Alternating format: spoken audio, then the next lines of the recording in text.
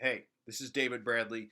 This is the Wednesday Word, Wednesday Wisdom, however you want to, whatever you want to call it. Okay, but every Wednesday I'm going to come in here and we're going to talk about a word. This week's word.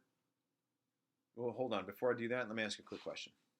Thoughts are things? Yes or no? You agree with that? Thoughts are things. Do you agree with that statement? Yes, no. That is an idea. That is a concept that comes from the late, great Stephen R. Covey from his book, The 7 Habits of Highly Effective People. As we go into this week's Wednesday Word, this week's Wednesday Wisdom, it is very, very important that you establish whether or not you agree with thoughts or things. Additionally, I would like to give you a quote from episode 3 in the Star Wars series, which technically is the 6th movie, but that's a different video altogether. Only a Sith deals in absolutes. Obi-Wan Kenobi, a Jedi, says this to Anakin Skywalker, who was a Jedi but is now a Dark Lord of the Sith. He went to the dark side and he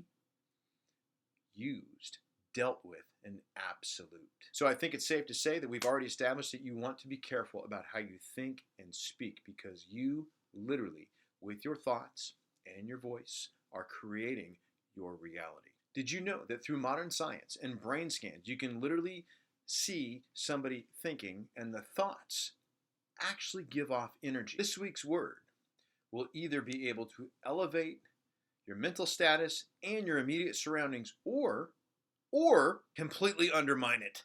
Yeah, but what's with the Star Wars reference, dude? Star Wars, the Sith are people who use the dark side of the Force. The Jedi use the light side of the Force. They're basically evil, self-serving, selfish. It's all about them.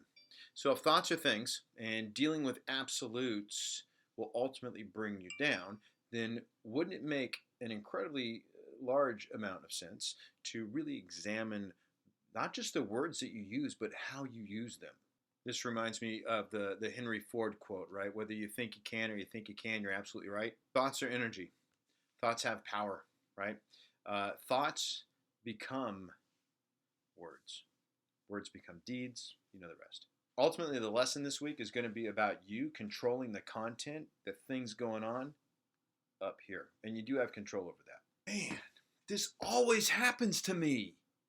Man, I am always late. You always do that! Ever said anything like that? Right? Sound familiar? Or you're right about it? I mean, when you really stop and think about it, does he always do that? Are you always late? Does this always happen to you? Probably not, right? Or maybe, in your mind, it always does, because you got your attention on it now that way.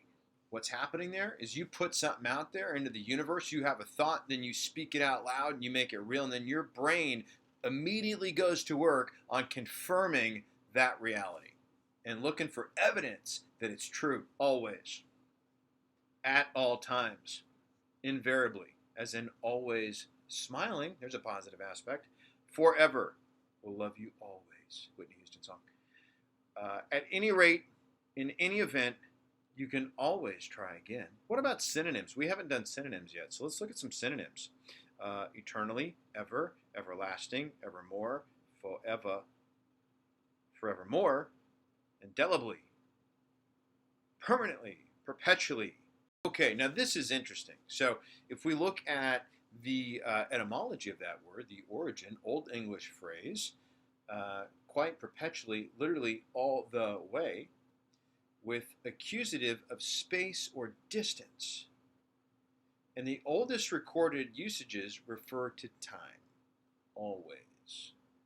All the way. Always.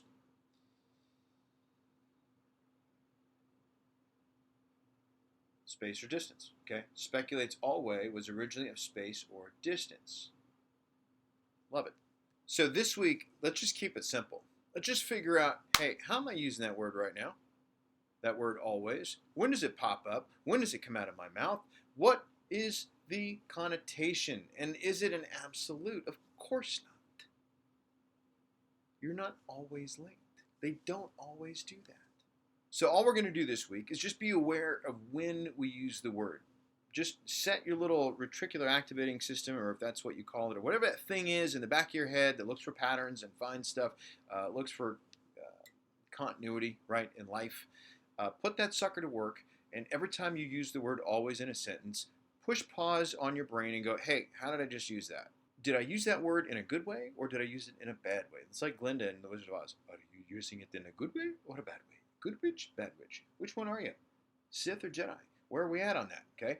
Just figure it out, right? And then adjust accordingly. So, what are some ways we can use the word always that moves us towards something significantly more positive in our day, week, month, year, life? And I always find a kick-ass parking spot, and that is true. I manifest that stuff all the time. And it's because I make a decision when I go somewhere that there will be the perfect parking space right up front, waiting for who? Me. It always seems to work out. And it does, right? So when you like look back at things that happen that are a little effed up, right?